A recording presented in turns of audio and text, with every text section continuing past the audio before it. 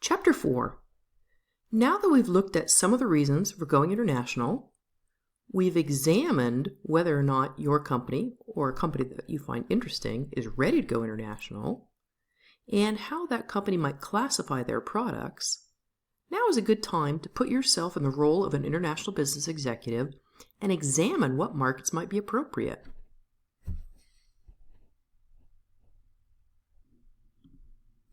But before you take on that role, I'd like you to take on a slightly different one, specifically that of a 50-year-old man in Shanghai, China, who's divorced, more common now that demographics are changing in China, and he's looking for love. Where would you find a partner, if you're middle-aged or above, in Shanghai, China? Well, the answer might surprise you. A number of Chinese seniors have found that IKEA in Shanghai is a great place to meet others. Now, the challenge with that, from IKEA's perspective, is a lot of these seniors go there to their de facto Lonely Hearts Club and drink up all the coffee,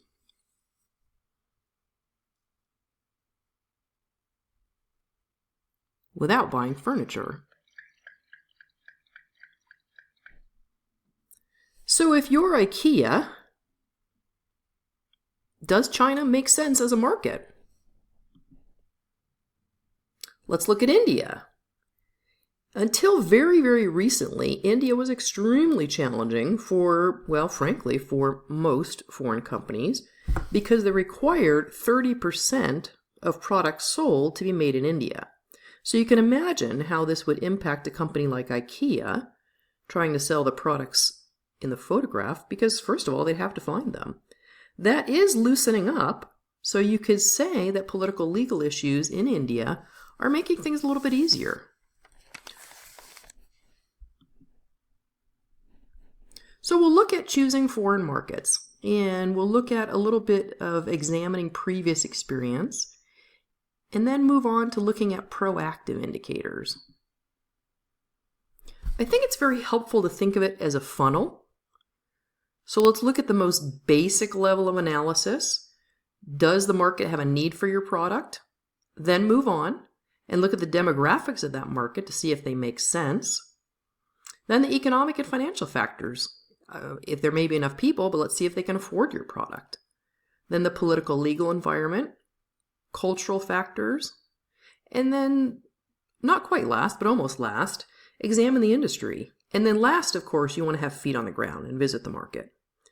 So looking at the examples of IKEA in China and IKEA in India, which levels of analysis were indicated in those vignettes?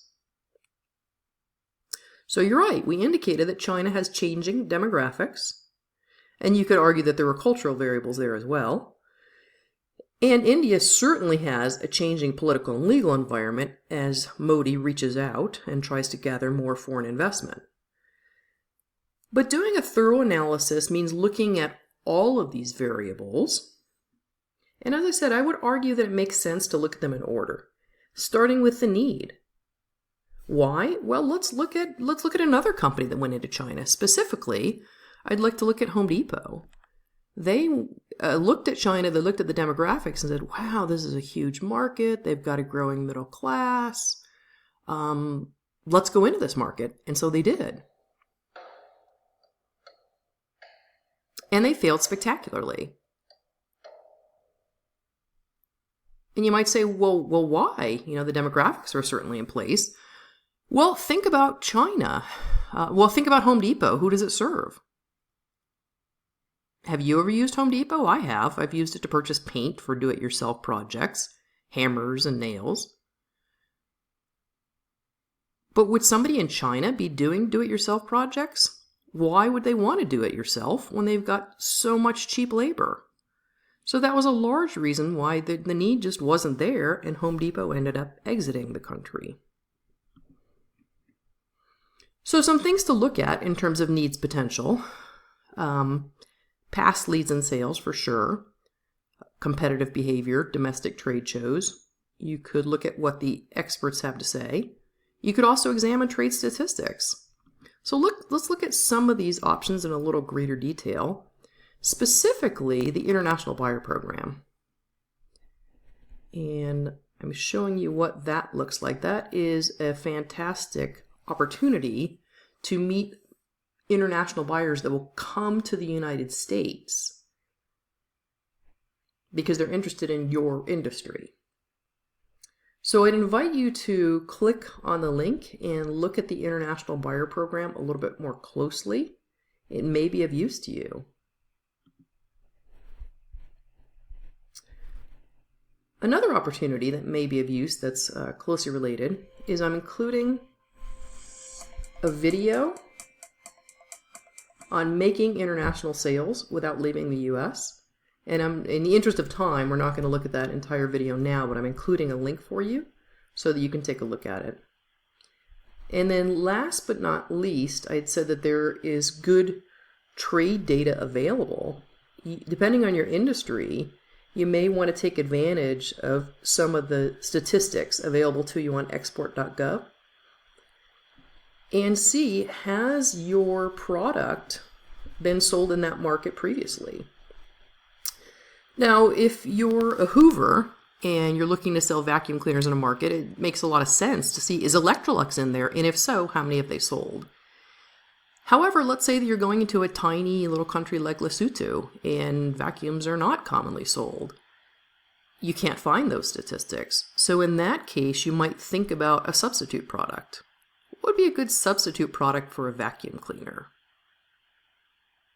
In other words, if somebody hasn't bought a vacuum or can't get a vacuum or can't afford a vacuum, but they still want to clean their floors, what would they use? Yes, they'd probably use a broom. So you could use that as a proxy variable if you needed to. All right, we said a minute ago that demographics in China are changing, and they certainly are, for a number of reasons. But you'd want to look at demographics broadly first to determine, is the market even big enough? So you'd probably want to examine, how big is the population, and then break it down from there. What's the age of the population? And in the case of China, not surprisingly, they've got an aging population. And perhaps in the discussion forum, we can get into some of the reasons why that is. What about the gender makeup? Is it evenly balanced? Is there the same number of men versus women? Is that of interest to IKEA? Well, of course it is.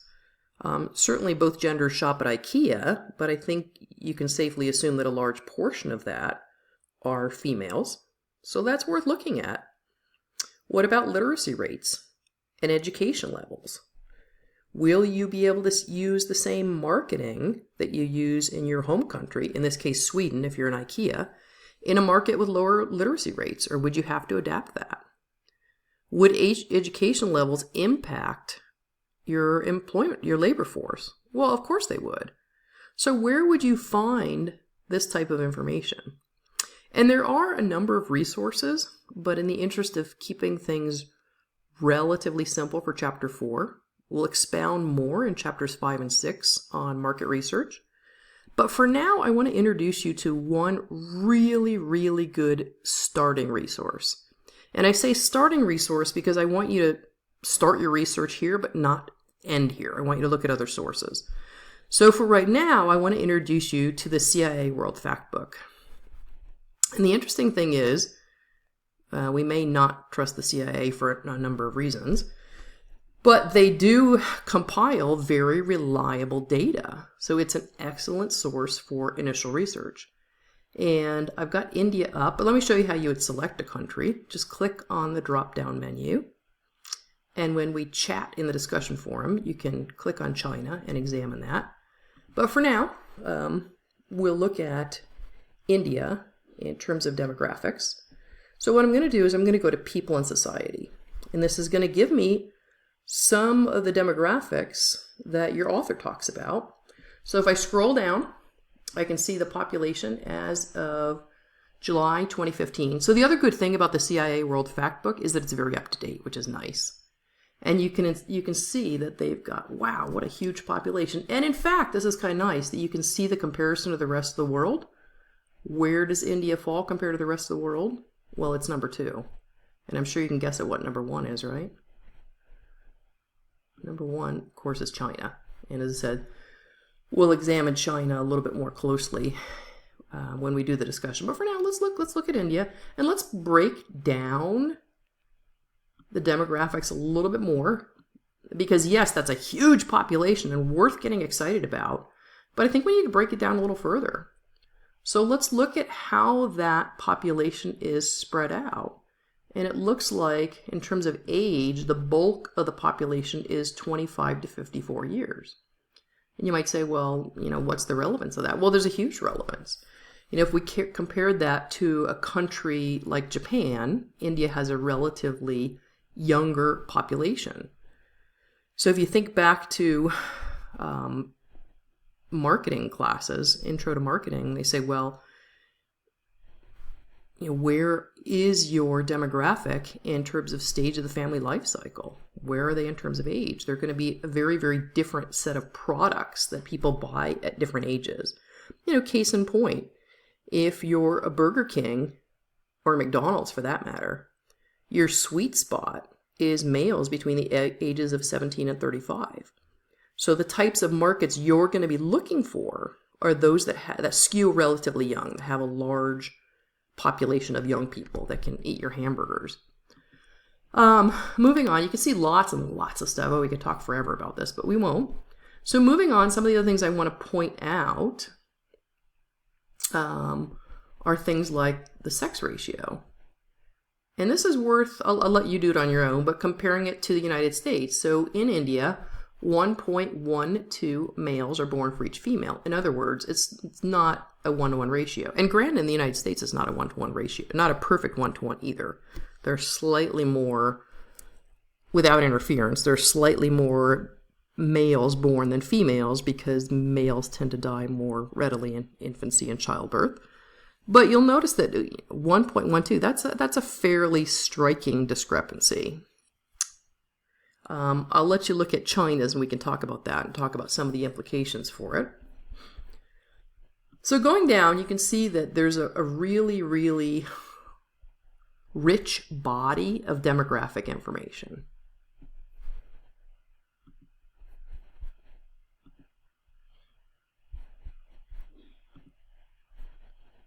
Okay, moving on. So by now you've said, well, does China, or India for that matter, do they have a need for IKEA? And certainly in the case of China, that appears to be a yes. Spoiler alert, 8 out of 10 of the largest IKEAs are in China, so there is a need for it. In terms of population, it does appeal. In terms of demographics, it appears to, those two appear to be very appealing markets. So the question becomes, can the folks afford our products? And here you'd want to look at economic and financial indicators. And as you probably know, both India and China do have a growing middle class, which makes it very, very exciting for a number of multinational corporations. But how would you measure a country's economics? So one of the first things you would look at would be GDP and GDP growth rates. So in simplistic terms, GDP is basically how much is produced in the country. The problem with stopping there, however, is you can get a more accurate picture by drilling down a little further and looking at things like GDP per capita. So GDP per capita is the GDP, or gross domestic product, divided by the population. And that gives you a very meaningful figure. And you can see in this graphic, and this is not as up to date as I would like, but you can see the trend. Who's got a higher GDP per capita? If you're deciding between China and India, well, China seems to be outstripping India, although it's leveling off right now. So let's look a little bit more closely at some of this. And specifically, I want to get into a graphic that examines economic variables in India versus China. And I actually love this graphic because it shows India is in the orange and China is in the dark green, where GDP is and where it's trending in both of those countries, and also kind of where it compares to the rest of the world. And let's look at GDP per capita. and see where that's going.